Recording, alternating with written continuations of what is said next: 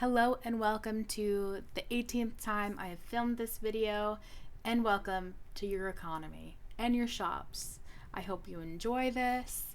I had a lot of fun putting it together, and I think the functions are pretty cool. I would recommend you recopy the inventory and archaeology tab over again and input all of the stuff that you may want into it. As a lot of things have updated, especially with the economy. Most things will be automatic for you, and I'll do an inventory tab video as well later. But let's get into the economy because that's what you're here for. Let's make some money, capitalists. All right. So you can see in the what's this worth section down here what the items you can sell are, how many of those items you will need to sell in order to earn gold coins. So you will need to sell 5 fish to get 1 coin.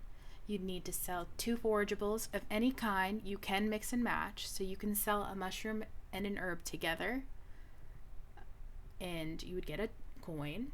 5 gems equal 1 coin. 1 polished gem, however, gives you 5 coins, the inverse.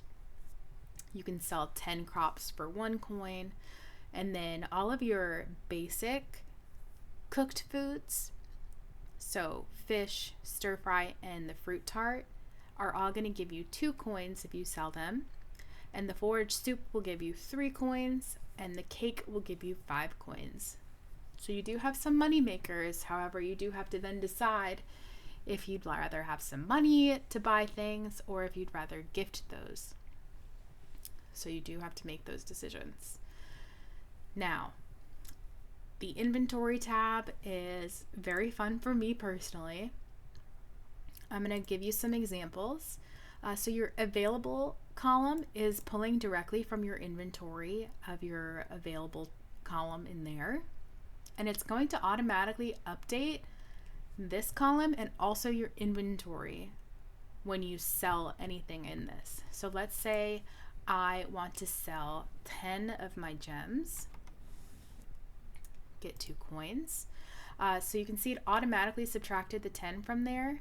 And this is pulling from your inventory. So you automatically know that your inventory updated depending on the amount that you've sold. You will do a running tally for this, for your amount sold. So let's say I read another book, I get 10 more gems on my next read. It goes back to 23. In order to keep this function working, I would then just add the 10 that I'm selling on top of this current 10. So I would put a 20 in here, and then I would get the 4 coins, and this would go back to 13. We see what we're saying? I used probably very inconvenient numbers for that example. Basically, you're just going to have to keep your tally going so that your functions all work. But again, I do want I want the 10 for the example. I'm also going to sell my polished gem, which I got from Rocket. And I will explain how you can make your polished gems in a second when we move over to our blacksmith. And I only have 3 crops, so I can't sell any of those. And for fun, we will sell 2 forageables and there we go, and my 2 veggie stir fries, just so we can get some money on the board. So as you can see, it shows a live update of when you sell things. Don't ask me why that says -2. I'll fix that before this gets into your hands. I did something on the inventory page. So this is the live update of how many gold you've earned. And then up here, this is going to be your full tally. And this is going to be pulling from your inventory gold. And by inventory gold, I mean up here, your count earned versus your count available.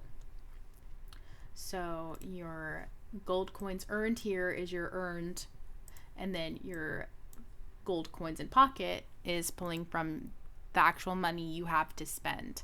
So when you go to the shop, you are going to be spending from up here, not down here, just so you are aware. Let's go over to the farm stand, the animal sanctuary, the potion shop, and the blacksmith, so we can get a little insight on how the shops work. So I know a lot of you want to make cake. You have a lot of fruit.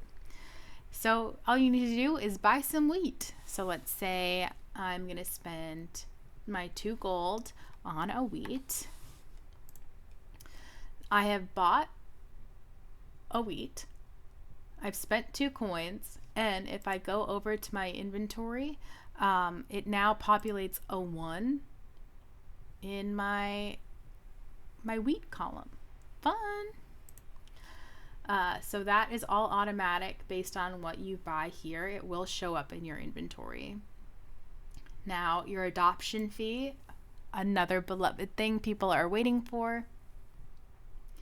So if I want to adopt my frog, if you've seen my creature video, I will pay the adoption fee, pay my 5 gold, go to my creatures, click my adoption, and get that all settled. Let's see. Let's go to the polished gems. So in order to get polished gems, you need to trade 5 of your gems in and pay 1 gold. So let's do that right now. I'm going to get 1 polished gem. I've spent 1 gold. You can see over here it's taken 5 of my gems away. And it also has given me another gem. The available tab is crazy. There's a lot you can do with Google Sheets, guys. Take it from me. I have no money for coffee, which I desperately need since it's 2:30 a.m. And I've been doing this for hours. Down here is just information. So a lot of you like to make your own functions and edit things your own way. So I've kind of explained the concept of what these functions are doing and what you would need to do. If you don't want to copy the inventory page, I definitely recommend, once again, copying the inventory page over, because all of the functions are very nice. I'm really enjoying using them personally, so I hope you do too. Let me just scroll down, make sure nothing's crazy. But yeah. Let's get into the forageables actually. I'll explain it also in the inventory, but just once again, I know some of you won't want to watch both. This is going to be what I mean by your forageables. So since you have multiple different types of forageables, but you can sell a combination of them, it's going to show you over here that you have sold or used 2 of your forageables in cooking or the economy. And then with this, you can go and delegate what foraged numbers you want to do. So if you wanted to use both herbs, you can, and then it'll update that. But this number will stay the same.